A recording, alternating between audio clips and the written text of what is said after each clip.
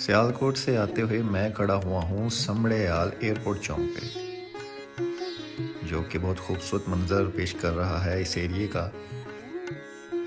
किन्नू 100 रुपये दर्जन लगे हुए हैं।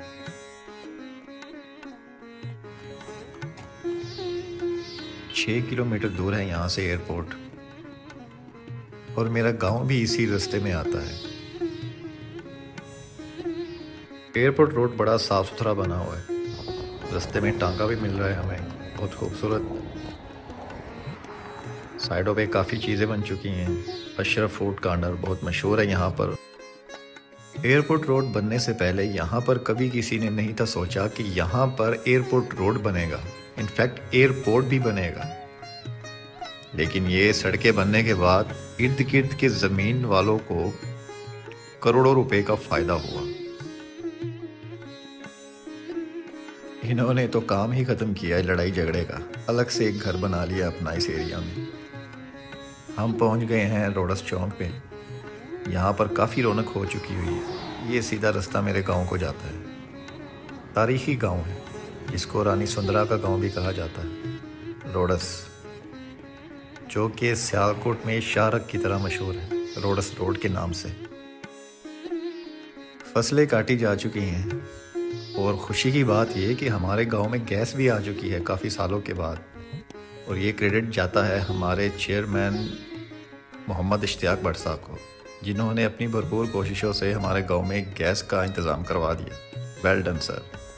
रास्ते में बलोच हवेली आ जाती है,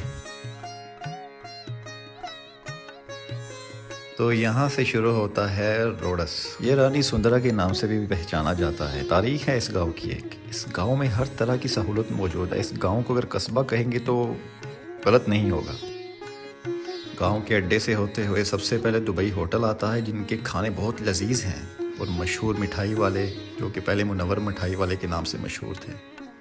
गांव में फ्री मेडिकल चेकअप भी है। गवर्नमेंट स्कूल्स भी हैं। गांव का मेन चौक आ जाता है, जिसको मोहल्ला तरहाना वाली कहते हैं। सफाई चल रही है गांव में।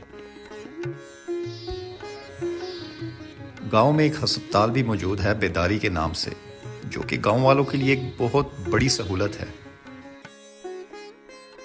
गवर्नमेंट हाई स्कूल भी मौजूद है गांव में, जिसकी ग्राउंड बहुत बड़ी है। किसी ज़माने में हम यहाँ पर खेलते होते थे, लेकिन अब यहाँ पर क्लासेस बन चुकी हुई हैं।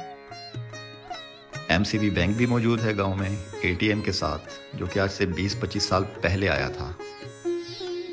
बतखें भी चल रही हैं। गांव में मदरसे भी बहुत खूबसूरत बने हुए हैं। गांव का private high school Quaid-e-Azam public school भी मौजूद है, जो कि काफ़ी अरसे से है। आपसे मुलाकात करवाते हैं गांव की जानी मानी शख्सियत अली मिर्ज़ा से, जो कि मेरा कज़न भी है और मेरा दोस्त भी है।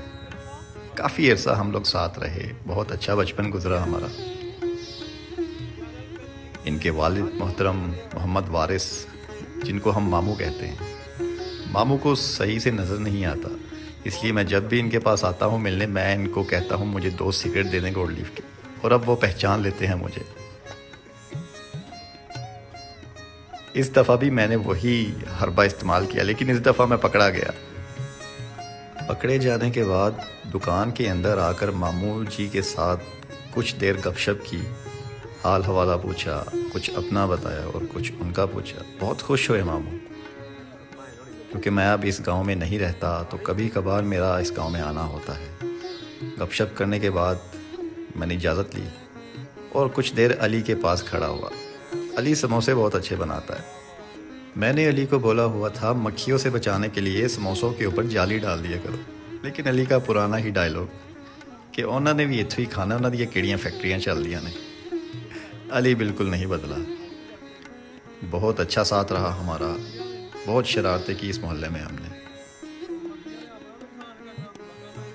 2 कदम चलने के बाद पता चला कि मेरा छोटा भाई अहमद अपने कज़न के साथ मसरूफ़ है अपना इंट्रो करवाने के लिए।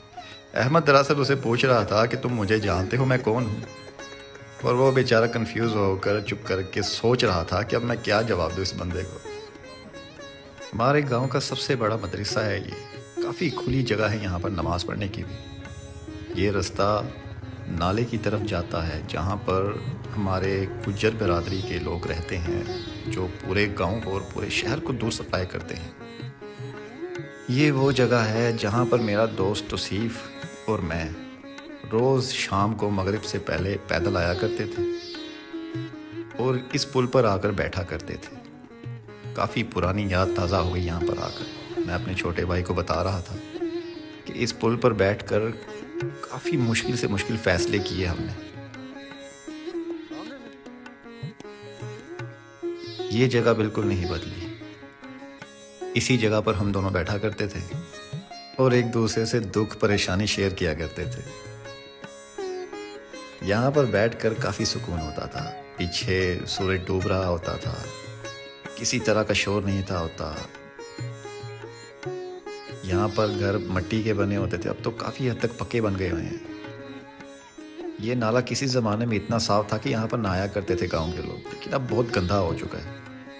वक्त के साथ साथ हर चीज़ बदल जाती है। गांव के इस तरफ हमारे गुज्जर बिरादरी के भाई बहन रहते हैं जो कि बहुत ज़िम्मेदारी से अपना काम सर अंजाम देते हैं रोज़मर्रा की ज़िंदगी में। इनकी हिम्मत है, सख्त सर्दी में भी ये जानवरों के साथ इस पानी में इनको नहलाने के लिए आए होते हैं। रोज़ाना रूटीन से ये दूध निकाल कर गाँव में बांटते हैं और शहर में जाते हैं दूध बेचने के लिए। काफ़ी ज़िम्मेदारी का काम है इनका। ये मेरा भाई है अहमद। मुझे याद है जब मैंने होंडा CD70 ली थी तो मैं अक्सर शाम के वक्त अहमद को यहाँ पर झूला देने के लिए आया होता था। अहमद काफ़ी छोटा है मुझसे, लेकिन अब माशाल्लाह से मुझसे भी लंबा हो गया हुआ है। गांव में काफ़ी बड़े रकबे में कब्रिस्तान भी मौजूद है जो कि पूरे गांव वालों की प्यारों की कब्रें यहाँ पर मौजूद हैं और सब मिलजुल कर इस कब्रिस्तान के लिए इंतज़ामात करते हैं। ईदगाह भी मौजूद है, काफ़ी बड़ी ईदगाह है। गांव में यूनियन काउंसिल भी मौजूद है जो कि गांव की इकलौती यूनियन काउंसिल है। नहर की तरफ आ जाते हैं हम। यहाँ पर कुछ फैक्ट्रीज बनी हुई हैं गांव में। सर्जिकल फैक्ट्रीज यहाँ पर मौजूद हैं हमारे गांव में कुछ। हमारे गांव से तकरीबन 1 किलोमीटर के फासले पर नहर आती है, जिस वजह से गांव में काफ़ी साफ़ सुथरा पानी और ठंडा पानी मौजूद है। किसी ज़माने में हमारा गांव एक शहर होता था, जैसे कि अब समड़ियाल है एक शहर के तौर पर। किसी ज़माने में रोडस शहर होता था। समड़ियाल के लोग और इर्द गिर्द के लोग यहाँ पर शॉपिंग करने के लिए आया करते थे। जैसा कि मैंने आपको बताया कि ये एक तारीख़ी गांव है जो कि रानी सुंदरा के नाम से मशहूर है। ये पुल भी अंग्रेज़ों के ज़माने का बना हुआ है जो कि वो बना गए हुए हैं। अभी तक अल्हम्दुलिल्लाह से कायम है और अपनी अच्छी खासी हालत में है, जो कि मेरे ख्याल से अगले 50-60 साल में भी इसको कुछ भी नहीं होने वाला। ये सड़क हेड मराला की तरफ जाती है। यहाँ से हेड मराला तकरीबन आधे घंटे की दूरी पर है। शाम हो रही है।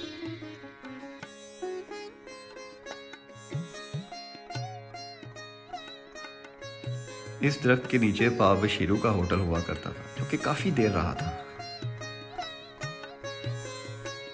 मुझे याद है कि रमज़ान में हम सहरी करके फजर के बाद पैदल नहर पर आया करते थे सब मोहल्ले वाले, और हम काफ़ी शरारतें करते हुए आते थे।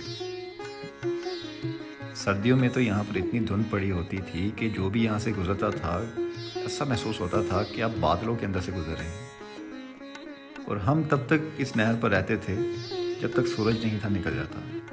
काफ़ी गपशप करते थे, शरारतें करते थे और फिर वापस पैदल जाया करते थे। बहुत खूबसूरत दिन थे वो। गांव के बुज़ुर्ग अक्सर एक डरावनी कहानी सुनाया करते थे कि मैं एक दफ़ा साइकिल पे जा रहा था और नहर पे मुझे एक दुल्हन ने आवाज़ मारी। यकीन करें, हमने बहुत कोशिश की उस दुल्हन को ढूंढने की, लेकिन हमें आज तक नहीं मिली वो।